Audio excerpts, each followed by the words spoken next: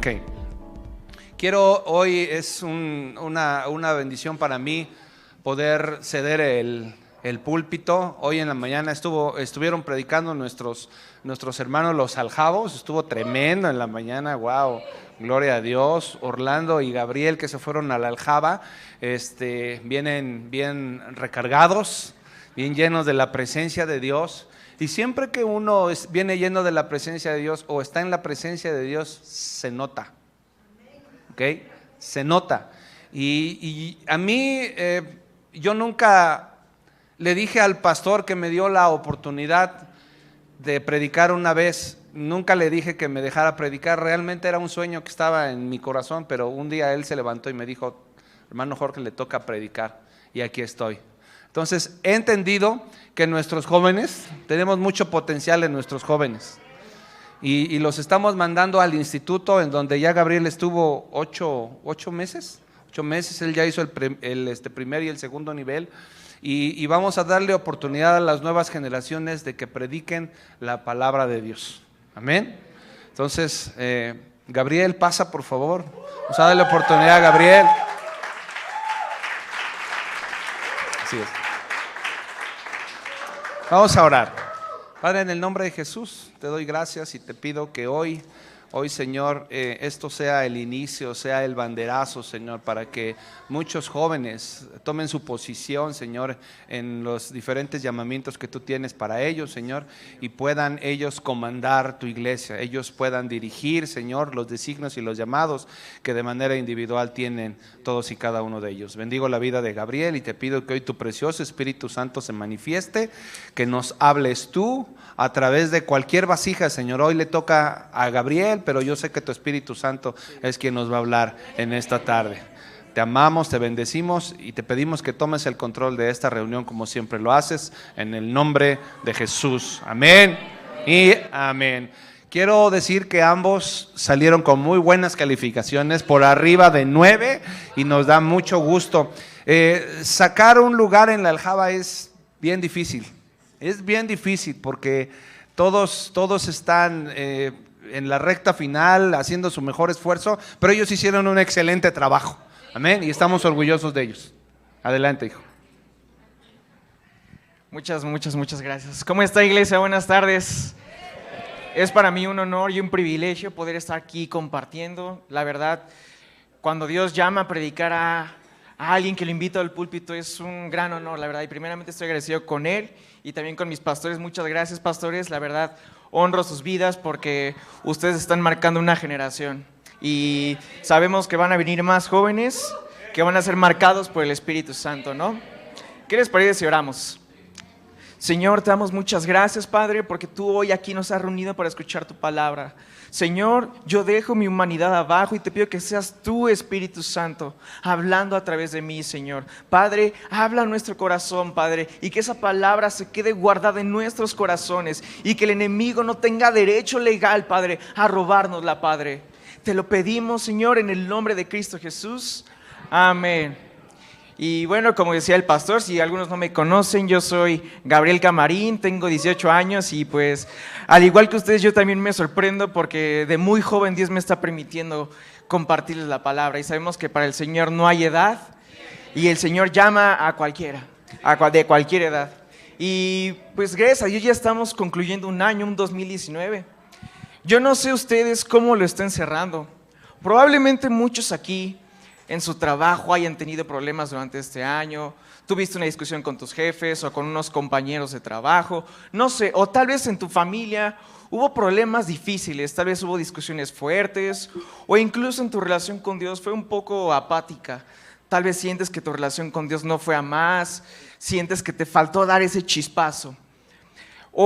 E incluso te metiste en unas broncas que no sabes ni cómo salir de ellas, ¿verdad? Tal vez estás hasta arriba, atascado de problemas y no sabes cómo hacerle. O tal vez te portaste bien de una manera recta ante Dios en este año, pero Dios tal vez te metió en un proceso. Un proceso donde tal vez estés pensando, chin, ya quiero tirar la toalla, ya no aguanto, ya me siento cansado, me he portado bien, ¿por qué estoy pasando por esto, Dios? Y el pastor Fer, el jueves de hace 15 días, nos bendecía mucho con la palabra que daba de la necesidad de que Dios abone nuestras vidas para madurar y para crecer. Pero eso muchas veces conlleva un cansancio físico, un cansancio espiritual y un cansancio emocional. Tal vez hoy aquí como servidores te encuentres en ese punto donde dices, pues no veo nada nuevo en mi servicio, yo siento que no estoy usando en el llamado que Dios tiene para mí, tal vez Dios ya se olvidó de mi llamado y te sientes atascado, te sientes atorado y no sabes cómo salir. Pero déjame te digo algo, cuando menos te das cuenta, ya caíste en un aburrimiento, ya caíste en una rutina. Y déjame te digo algo, el peligro no es caer en esa vida enrutinada, el peligro es cuando tú no te levantas de esa vida enrutinada, porque cuando menos tú te estás dando cuenta, poco a poco te vas acercando al pecado. Y a la luz de la palabra, había un hombre que todos conocemos, un hombre que igual su vida se empezó a enrutinar, pero irónicamente se empezó a enrutinar no por una circunstancia difícil que él estaba viviendo, se empezó a enrutinar porque estaba viviendo un momento de victoria en su vida. Este hombre del cual te voy a hablar, que muchos conocemos, estaba en la época dorada de su reinado. Si me acompañas al segundo libro de Samuel, capítulo 11, versículo 1 y 2, si no lo tienes lo van a poner en la pantalla. Y te voy a dar un contexto de lo que está pasando aquí. Si tú lees desde el capítulo 9 al capítulo 11, te vas a dar cuenta con que Dios le hace una promesa a David. Y David empieza a extender sus dominios, David empieza a cosechar victoria tras victoria tras victoria, a tal punto que a cada batalla en la que salía David, con su ejército era una batalla ganada, era una batalla segura. Y ahora sí vamos a la lectura. Dice, aconteció al año siguiente, en el tiempo que salen los reyes a la guerra, que David envió a Joab y con él a sus siervos y a todo Israel. Y destruyeron a los amonitas y sitiaron a Rabá, pero David se quedó en Jerusalén. Podemos ver aquí, la Biblia no nos dice cuál era el pensamiento de David, pero muy desde mi punto personal, yo creo que David pensó, ¿ya para qué voy a la batalla? Si ya sé que voy a ganar, ya estoy acostumbrado a ganar y me canso de salir a la batalla porque ganamos, llego a mi casa al reino cansado y pues nada nuevo pasó. David empezó a caer en esa rutina. Y escúchame, no importa en qué circunstancia te encuentres, tal vez te encuentres no viviendo unos problemas, te encuentras en una circunstancia aparentemente bien, pero no importa cómo sea tu circunstancia. Porque a veces el éxito prueba más que el fracaso. Y David estaba siendo probado en su éxito, no en su fracaso. Y si le damos lectura al versículo 2, dice, y sucedió un día al caer la tarde que se levantó David de su lecho y se paseaba sobre el terrado de la casa real. Y aquí quiero hacer un paréntesis porque yo creo que aquí está la razón por la cual David se empezó a enrutinar. Me llama mucho la atención cómo dice, se levantó de su lecho y se paseaba sobre el terrado de la casa real. Y a mí Dios me habló y me dijo, compara ese David con el David del Salmo 27, versículo 4, que decía, solo una cosa te demando, Jehová, que esté yo en tu casa todos los días de mi vida para inquirir en tu templo. Él me dijo, compara ese David. Y yo veo en este capítulo, y David ya no era el mismo. A mí me sorprende mucho que dice, se levantó David de su lecho. No dice, y David salió de la presencia de Dios. Ni tampoco nos dice, y iba camino a la casa de Jehová, o a los atrios de Jehová, que él decía en el Salmo 27. Ya era un David diferente. ¿Por qué? Porque perdió la intimidad con Dios. David perdió su intimidad con Dios. Y eso lo hizo caer en una vida aburrida, caer en una vida enrutinada. Y si tú y yo seguimos leyendo, dice, y se paseaba sobre el terrado de la casa real y vio desde el terrado a una mujer que se estaba bañando, la cual era muy hermosa. Y todos conocemos esa historia. Desafortunadamente David cae en pecado, manda a traer a esa mujer que es Betsabé, se acuesta con ella, la embaraza. Y no solamente pasa eso, sino que manda a traer a su esposo Urías y lo mata. Y todo comenzó, ¿por qué? por una falta de intimidad con Dios. Y eso lo llevó a aburrirse de la vida que él estaba teniendo. Y por consecuencia cayó en el pecado. Y tal vez tú hoy eres alguien que está recién caminando con Cristo y ya te sientes cansado. O eres un servidor de años que, como te mencionaba, sientes que no estás progresando en tu ministerio y te sientes aburrido. Pero hoy Dios nos está dando la oportunidad de revertir esta situación. Dios mismo se está mostrando a nosotros como una habitación. Él quiere que vayamos a la intimidad. Y si me acompañas al Salmo 84, versículo 1 en adelante, lo van a poner en la pantalla si no traes Biblia. Dice: cuán amables son tus moradas, oh Jehová de los ejércitos. Versículo siguiente: anhela mi alma y aún ardientemente desea los atrios de Jehová. Mi corazón y mi carne cantan al Dios vivo. Versículo 3: aún el gorrión haya casa y la golondrina nido para sí, donde ponga sus polluelos, cerca de tus altares, oh Jehová de los ejércitos, Rey mío y Dios mío. No se sabe con claridad, la Biblia no nos dice, y muchos teólogos no han llegado a la conclusión de quién escribió este salmo. Yo suponía que era David, pero no sabemos. Vamos a dejarlo en el salmista. Pero algo que me sorprende a mí en el versículo 1, si me lo puedes volver a poner, es cómo el salmista veía el lugar donde estaba la presencia de Dios. Decía, el versículo 1, por favor, decía: cuán amables son tus moradas, oh Jehová. Y yo cuando estaba leyendo eso, se me vino a la mente morada o una habitación, si lo queremos entender así. ¿Y qué es una habitación para nosotros, hablando como seres humanos? Nuestra habitación es el lugar donde nosotros vamos y descansamos. Es el lugar donde nosotros nos despojamos de todo el estrés que tuvimos durante el día. Llegamos cansados del trabajo, de la escuela, etc. Llegamos y descansamos. Nuestra habitación es muy probablemente el lugar donde nos sintamos más seguros, porque sabemos que está en nuestra casa y no hay ningún extraño en nuestra casa. Es el lugar donde nos sentimos más seguros y tal vez es uno de los lugares más placenteros para el ser humano. ¿A cuánto no nos pasa cuando salimos de vacaciones? Nos vamos a Acapulco, a Cancún, una semana y media, y bien chido los primeros 3, 4 días, ¿no? Disfrutando la playa, la alberca, la comida, etcétera, etcétera, ¿no? Pero llega un momento donde sí o no extrañas tu habitación. Por muy cómoda que esté la cama del hotel, la vista en el mar y todo eso, extrañas tu cama. ¿Por qué? Porque el ser humano desarrolla una conexión íntima con ese lugar donde él está, donde él habita, en su morada, en su recámara. A mí me pasa muchas veces, ahora que estuve en Aljaba, créanme que yo extrañaba demasiado mi cama. Y ya como me acostumbré en estos 8 meses, ahora me pasa lo contrario, extraño mi cama de Aljaba.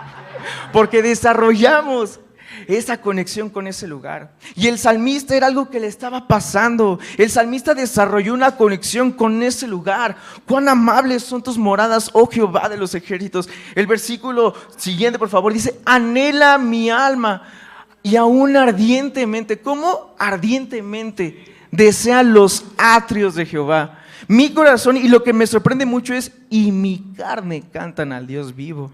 El versículo 3 dice: aún el gorrión haya casa y la golondrina nido para sí, donde ponga sus polluelos. Y yo estuve investigando un poco de cómo le hacen los gorriones para escoger el lugar donde ponen su nidito. Y se los voy a resumir. El gorrioncito, al igual que todo ser viviente, llega a una etapa donde siente la necesidad de emparentar y reproducirse. Entonces para que el gorrioncito se reproduzca, va con la gorrioncita, pero ojo, no es muy fácil que el gorrioncito conquiste la gorrioncita. Lo que tiene que hacer el gorrioncito es, primero que nada, hallar un lugar seguro. Y esos lugares seguros no son muy fáciles de conseguirlos, tiene que ser un lugar muy alto. ¿Por qué? Para estar lejos de depredadores como los gatos, que hijos de mi vida, todos sabemos cómo saltan, sus huesos son tan flexibles y a veces los vemos en los techos de nuestras casas, ¿sí o no?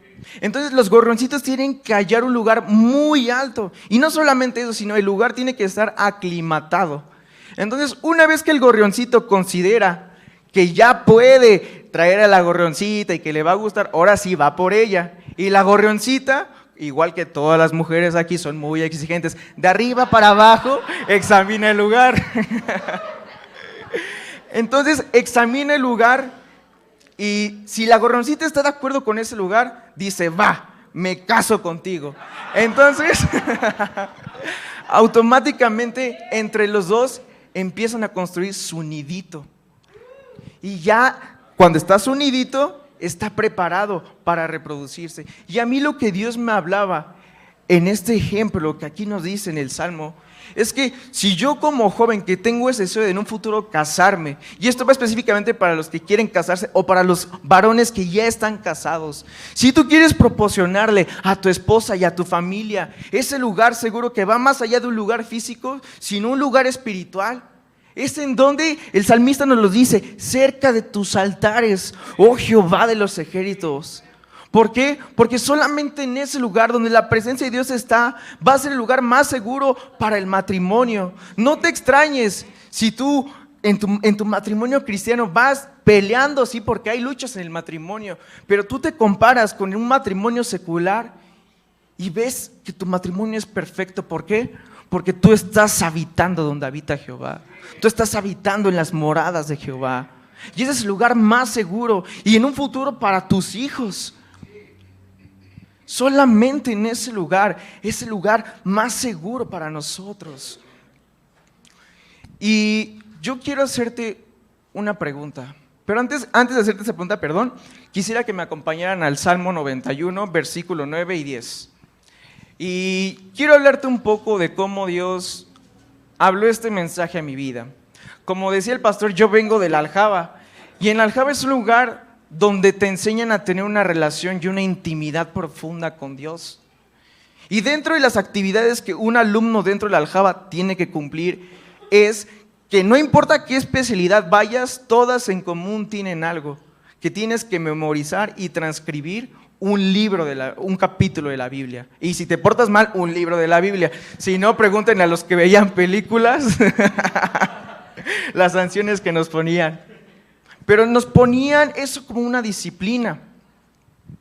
Y yo me acuerdo perfectamente que en ese momento yo estaba viviendo un momento donde estaba siendo procesado con Dios. Porque, ojo, el que tú y yo estemos en un lugar como la Aljaba, en ese entonces, que es un lugar lleno de la presencia de Dios, que no cabe duda, eso no te exenta que Dios te procese. Y yo en ese momento estaba pasando en un proceso difícil para mí, porque llegas a tener roces con tus compañeros o con el miembro del staff de la Aljaba y te llegas a sentir solo. Yo en ese momento yo estaba luchando con la soledad, me sentía solo, mi familia estaba aquí en Cuernavaca, mi iglesia estaba aquí en Cuernavaca y yo yo estaba luchando con esa soledad. Y yo le dije al Señor perfectamente, Señor, yo quiero que esta memorización no sea una memorización más. No quiero que la recompensa que voy a obtener sea solamente una calificación. Por favor, háblame algo para el problema que estoy viviendo ahorita. Y yo me acuerdo que desde que leí el Salmo 91, porque dije, primero le voy a dar unas 3 repasadas, unas 3 lecturas para que Dios me hable algo. Y es el versículo 1 que dice, el que habita al abrigo del Altísimo. Y desde ahí Dios me empezó a hablar, a habitar donde Dios está. Y iba tras versículo tras versículo, y llego al versículo 9 que dice, porque has puesto a Jehová, que esa es mi esperanza, al Altísimo por tu ¿qué? Por tu habitación. Versículo 10, no te sobrevendrá mal, ni plaga tocará tu morada. Y yo me puse a analizar.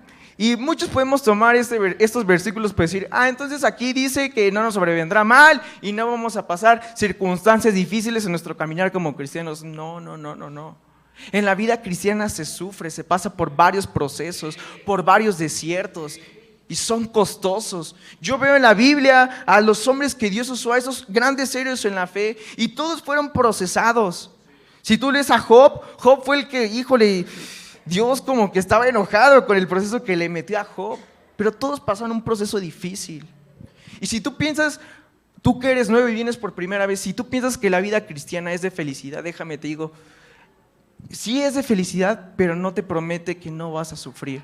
¿Saben quién prometió eso? Satanás. Y Satanás se lo prometió al mismo Señor Jesucristo. Satanás le estaba ofreciendo una vida sin sufrimiento, sin tener que ser rechazado, sin tener que pasar por la cruz para que obtuviera el reino. Quien ofrece una vida cómoda es Satanás. pero en la vida cristiana se sufre. Y si tú lees el Salmo 91, versículo, dice, no te sobrevendrá. ¿Y qué sobrevendrá? Que no te vendrá una cosa sobre otra. ¿Qué quiere decir esto? Que no te vendrá un mal tras mal.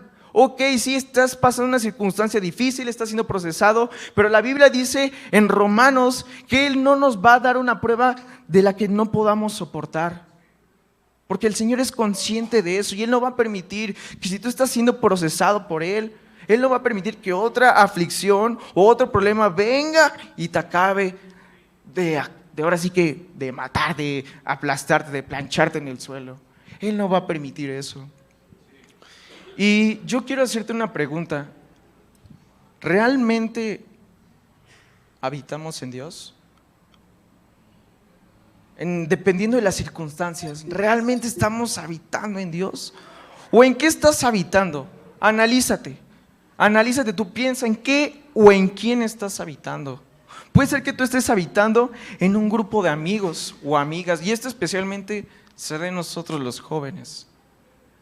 Desafortunadamente, ¿qué pasa cuando un joven va de la patada en su hogar? Sus papás se pelean a cada rato, están a punto de divorciarse. ¿Con quién recurren los jóvenes normalmente? Con sus amigos. Y desafortunadamente no acaban en muy buenos pasos. Yo tengo varios amigos y yo vengo de... Ahora sí que puedo entender eso, ¿no? Porque rápido hago un paréntesis. Yo me acuerdo que desde que iba en cuarto de primaria hasta segundo de secundaria, yo desarrollé una amistad muy íntima que siento que hasta el día de hoy todavía no la he vuelto a desarrollar con una persona.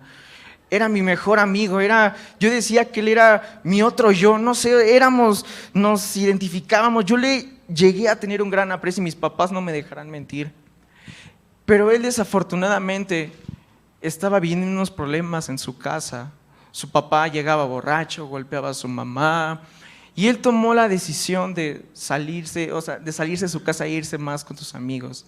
Yo también estaba pasando por lo mismo, pero yo le doy muchas gracias a Dios que en su soberana voluntad me salvó y salvó a mi familia. Y él desafortunadamente él anda en un camino opuesto que yo. Y yo espero que Dios en algún momento lo traiga a sus pies. Pero es triste esa situación en la que los jóvenes hoy se están refugiando. También puede ser que tú te estés refugiando en el alcohol, en la pornografía o en las mujeres. Como te decía, yo vengo de una familia con muchos problemas. Y yo tenía tantos rollos en mi vida, luchaba con varias cosas, tenía tantos rollos en mi mente y yo confieso que yo era adicto a la pornografía. Y una de las razones principales por las que yo me hice adicto a ese pecado era porque la pornografía me sedaba por instantes, me hacía olvidar la realidad por unos pequeños segundos, unos pequeños minutos, me sedaba. Me desenfocaba de lo que estaba viviendo, del problema que estaba viviendo, de la crisis que yo estaba viviendo. Pero cuando yo vengo a Cristo y doy gracias a Dios porque me salvó, yo volteo a ver mi vida pasada y digo, gracias Dios, gracias papá, en verdad, gracias. Volteo a ver y ahora Él es quien en verdad me sacó. Ojo, no me sedó, me sacó de la crisis que yo estaba viviendo. Porque eso es lo que pasa con Él te saca de las situaciones difíciles que tú vives. Y todo lo que no sea Dios, todo refugio que no sea Dios, déjame te digo, es un sedante. ¿Y qué son los sedantes? Los sedantes normalmente se dan a la gente que sufre de ansiedad. Y estos de ansiedad o de insomnio. Y estos sedantes disminuyen la actividad, moderan la excitación y calman al que lo recibe. Es una droga hipnótica que produce somnolencia y facilita el inicio y el mantenimiento de un estado de sueño parecido al normal. Pero si tú con exceso consumes el sedante, y yo estoy investigando desde cuándo te puedes hacer dependiente o adicto del sedante, desde la segunda semana que lo consumes. Y el sedante poco a poco va afectando partes en tu cerebro y partes en tu presión arterial. Poco a poco te va matando. Y así son los sedantes en los que tú y yo nos podemos estar refugiando, que ojo, que no son Cristo. Son sedantes que poco a poco te están matando. Que sí te desconectan de tu realidad, te hacen olvidar los problemas que pasas en tu matrimonio, con tus padres, en tu trabajo, en tu escuela, etc. Son sedantes que no te sacan de la realidad. El único, y me gustaría que volviéramos al Salmo 84, versículo 10, al 11, yo encuentro una sola solución para los problemas. Me gusta mucho el salmista porque ve lo que dice: porque es mejor un día en tus atrios que ¿cuántos? Que 1000 fuera de ellos. Escogería antes estar a la puerta de la casa de mi Dios que habitar en las moradas ¿de qué? De maldad. Y yo leyendo, yo puedo llegar a la conclusión de que este salmista aprendió a decir: porque es mejor habitar en la casa de Jehová en los mejores y en los peores días de mi vida. Yo imagino a este salmista en un momento de crisis en su vida diciendo: yo voy a ir con Jehová, porque es mejor un día en su presencia que 1000 fuera de ellos. Y también en los mejores días, en los días de felicidad, en los días donde su economía iba bien, él decía: yo voy a habitar en la casa de Jehová. Y es algo que tú y yo debemos estar aprendiendo. ¿A cuántos no nos gustaría? Es difícil el proceso. No es fácil una relación con Dios. Yo escuchaba unos podcasts cuando estaba en Aljaba, y hubo un podcast que me gustó mucho y habla acerca de lo que cuesta tener una relación íntima con Dios. Y ponía el ejemplo, el predicador, de Moisés y el pueblo de Israel. El pueblo de Israel, ¿qué fue lo que hizo? Se hizo un Dios, se hizo a Jehová conforme a la perversidad de su mente, e hicieron un becerro de oro. Pero ¿qué fue lo que hizo Moisés? Moisés lo que hizo fue: ok, yo quiero conocer a ese Jehová, yo quiero conocer a ese Dios. ¿Y qué hizo Moisés? Moisés subió el monte Sinaí. Y el que tú subas el monte se va a significar que tú sufras depresiones, momentos de crisis, porque no es fácil tener una intimidad con Dios. No es fácil, pero cuando Moisés logra desarrollar una intimidad con Dios, él fue el que lo vio. Dice la Biblia que nunca nadie ha visto a Dios como lo vio Moisés. Y es algo que a mí me reta Moisés. Y no sé a cuántos aquí quieran un día tener esa relación que tenía Moisés con Dios, o la relación que tenía Abraham con Dios. Porque escucha, no hay un título mayor en esta vida que ser llamado amigo de Dios. Cuando yo leo Génesis del juicio que iba a traer Dios a Sodoma, ¿a quién se lo consultó? A Abraham. Imagínate qué privilegio que Dios diga: voy a tener un juicio contra Cuernavaca y contra Morelos, pero se lo voy a consultar a mi amigo. Se lo voy a consultar a Saúl, que es mi amigo, que me ha buscado, que tiene una intimidad conmigo. ¿A cuántos no nos gustaría eso? Es Dios haciendo vulnerable su corazón ante un ser humano. Y esa es una relación que hoy Dios busca. Pero el ser humano estamos tan ocupados, tan afanados, y no solamente en las cosas seculares como la escuela, tu trabajo, en tu servicio. ¿Qué es más importante que tu relación con Dios? Es válido sentirte cansado de lo mismo, enrutinado, es válido, porque llega a pasar. O me equivoco, pastor, que en el camino pastoral es fácil. No es fácil, te llegas a enrutinar, pero la clave está en la intimidad que tú tienes con Dios. Yo, gracias a Dios, y vuelvo a comentarles de cómo tuve este mensaje, gracias a Dios, después de que leí el Salmo 91 y me memoricé, gracias a Dios, pero ya en mi corazón había una tranquilidad. Y sí, seguía siendo procesado, pero yo ya sabía que mi habitación era Dios. Sabía que el estrés que me provocaba entregar tareas, el estrés porque Orlando no me dejará mentir.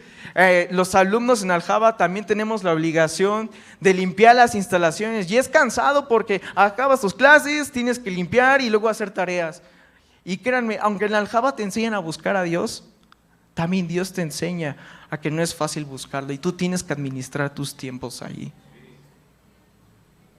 Y gracias a Dios, Dios me permitió, me dio la fórmula. Y yo en el estrés, yo me acuerdo que cuando me sentía bien cansado de X problema, yo iba en las mañanas con Dios y le decía: Dios, aquí estoy. Yo lloraba me acuerdo que por 1 hora lloraba. Me gustaba orar en la madrugada, porque en la madrugada es donde nadie te escucha, nadie te ve, y es donde hay un silencio total, donde tú puedes gritar y llorar. Yo le doy muchas gracias a Dios porque ahí Dios empezó a hacerme saber que no importaba el problema que yo tuviera. Si Él es mi habitación, yo voy a salir de esa situación, de ese proceso. Y yo puedo ver un llamado que hoy Jesús le está haciendo a ti y a la iglesia en general. Es algo que Jesús busca y es algo que yo puedo ver, Jesús quiere ir con los Lázaros. Jesús quiere volver con los Lázaros. Y si tú me acompañas a Juan capítulo 12, versículo 1 y 2, lo van a poner en la pantalla.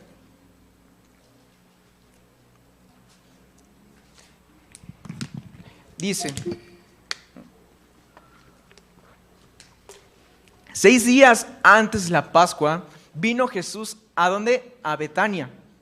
¿Dónde estaba quién? Lázaro, el que había estado muerto. Ojo, ya aquí ya había pasado la resurrección de Lázaro. Y a quien había resucitado de los muertos. Versículo 2. Dice, y le hicieron allí una cena.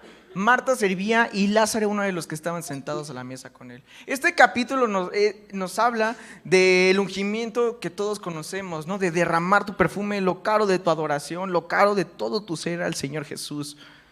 Pero a mí lo que el Señor me habló es, porque si tú ves el capítulo anterior, el capítulo 11, te vas a encontrar con el complot de los que querían arrestar a Jesús. Los fariseos habían dado la orden: si ustedes ven a Jesús, díganos dónde está, para ir a arrestarlo. Y Jesús, porque Jesús era también, sí era 100% Dios, pero era también 100% hombre. Él pasó las presiones que tú y yo pasamos. Él sufrió persecución. Si tú te estás sintiendo perseguido hoy aquí por X o Y situación o por X persona, recuerda que tu Señor, que tu Dios, cuando Él estuvo en la tierra también sufrió persecución. Y Él en medio de tanta presión, Él a dónde decidió ir. En el versículo 1 dice, ir a Betania con Lázaro. Y si tú ves quién era Lázaro, Marta y María, eran 3 de sus mejores amigos, eran 3 de sus íntimos. Y me gusta mucho el versículo 2, si me lo puedes volver a poner, perdón porque los traigo como locos, mareados. Dice, y le hicieron allí una cena. Marta servía y Lázaro era uno de los que estaban sentados a la mesa con él. Jesús quiere que los Lázaros vuelvan a estar sentados a la mesa con él. Esa es una realidad. ¿Y qué significa estar sentado a la mesa con Jesús? Significa que tú estés escuchando a Jesús. Yo me imagino a Lázaro y a María escuchando a Jesús, sorprendidos de las experiencias que Jesús les contaba. No, sanamos, resucitamos tal y tales muertos, caminamos un desierto. Y yo me imagino a Lázaro y a María embobados, escuchando a Jesús sus palabras, escuchando sus sermones. Si yo hubiera sido Lázaro, yo, Gabriel, yo le hubiera sacado todas mis dudas teológicas existenciales a Cristo. Eso es algo que yo hubiera hecho. Y yo creo que a Lázaro y a María lo menos que le importó eran sus necesidades, eran sus deseos. Y lo único relevante, lo único atractivo era la voz de Jesús hablándoles.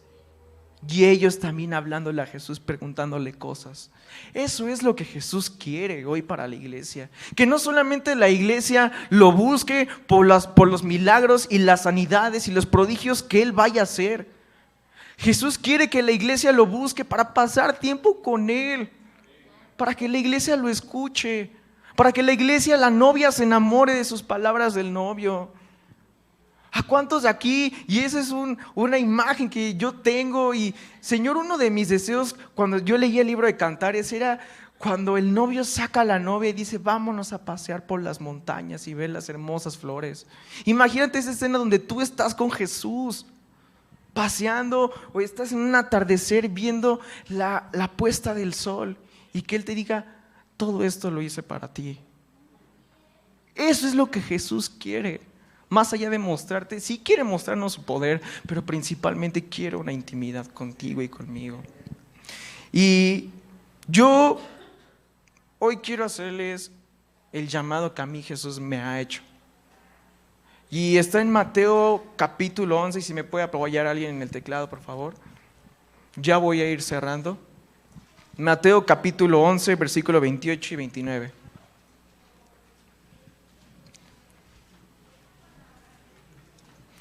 Dice: Si no lo tienen en su Biblia, lo pueden ver en la pantalla.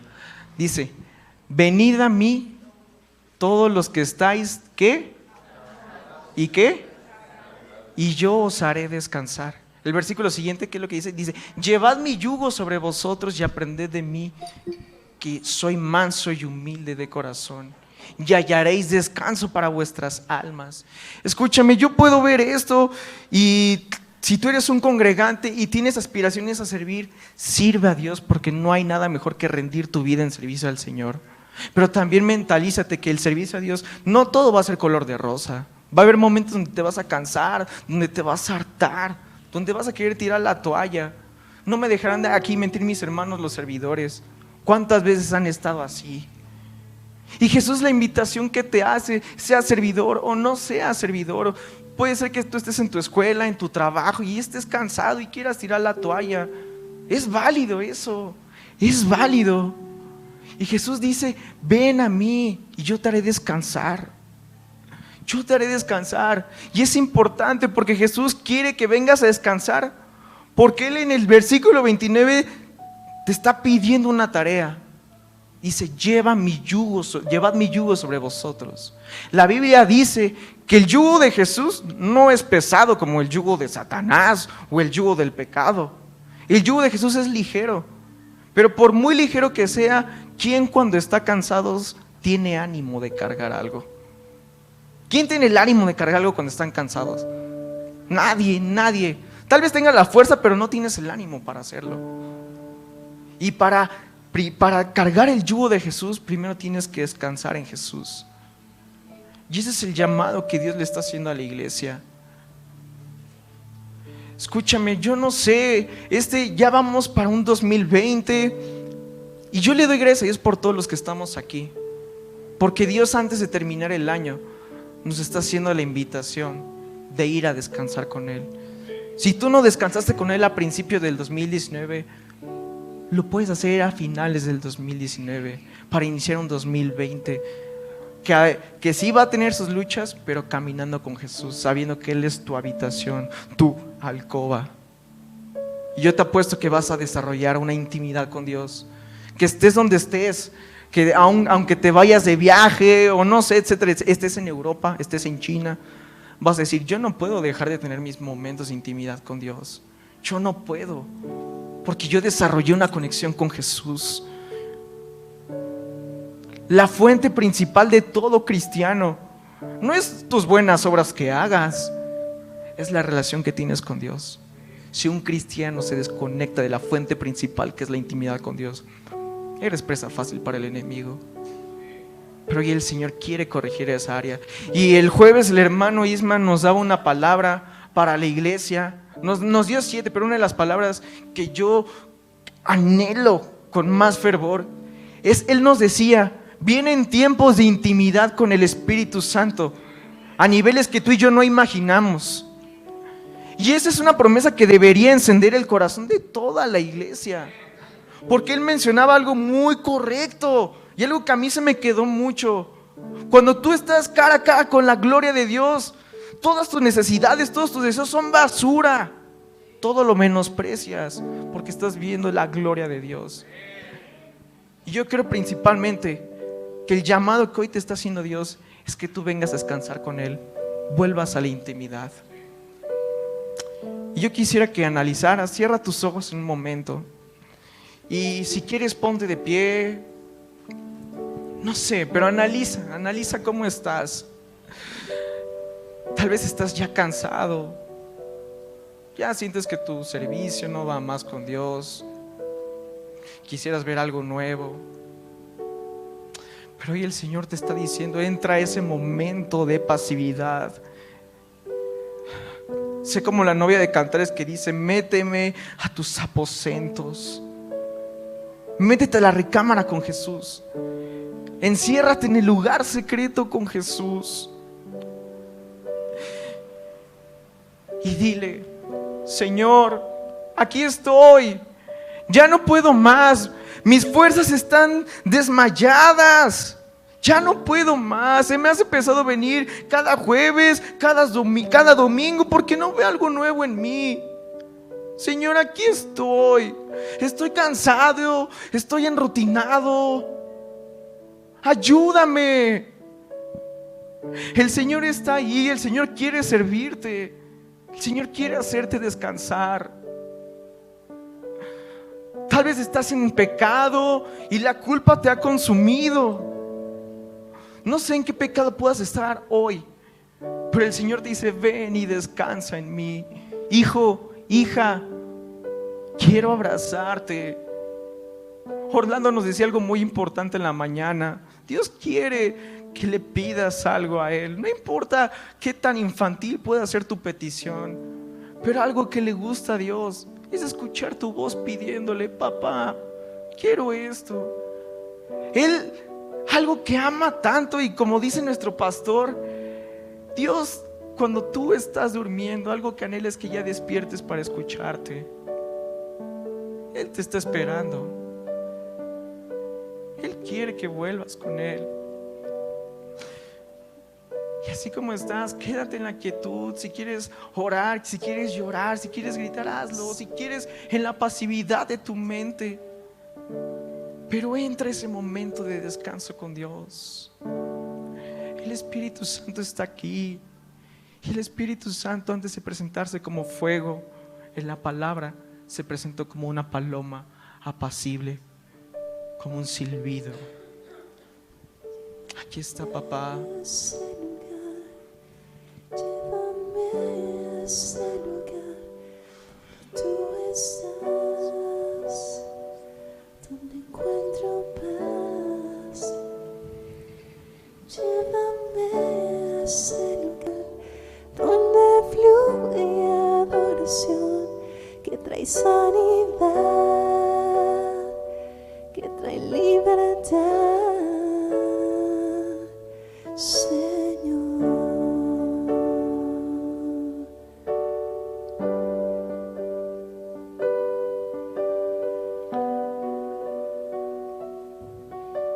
En uno de los momentos más difíciles que Jesús pasó en esta tierra, se estaba despidiendo de sus amigos, estaba hablándoles, dándoles las últimas instrucciones antes de que Él fuera a la cruz.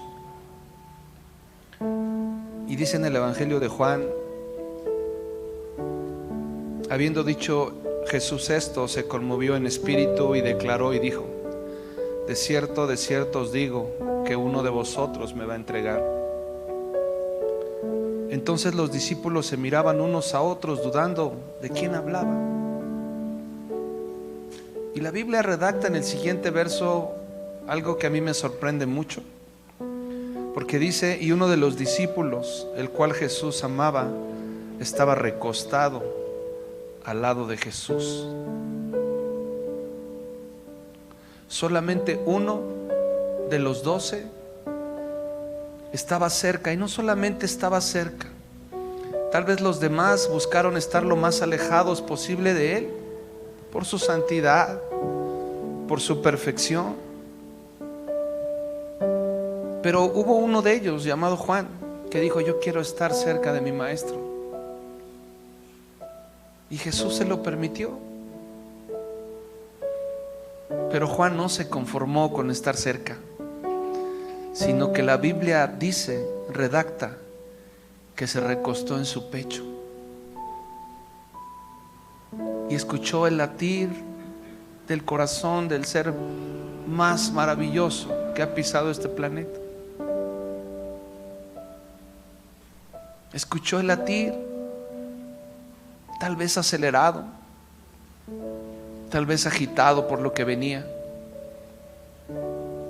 Y hoy Jesús quiere que haya muchos Juanes que no solamente se quieran sentar cerca de Él, sino que quieran escuchar el latir de su corazón. Precioso Espíritu Santo, Buena Tierra es una iglesia que no solo se quiere sentar a un lado de ti, quiere escuchar tu corazón, Señor. Oh, Señor, el que a mí viene, no le echo fuera, dijiste. Jesús está tan cerca o tan lejos como tú decidas hacerlo. Pero te garantizo que si tú te acercas más, Él no te va a rechazar. Él está ahí. Y aunque la Biblia no lo redacta, yo creo que Jesús abrazó a Juan y acarició su cabeza.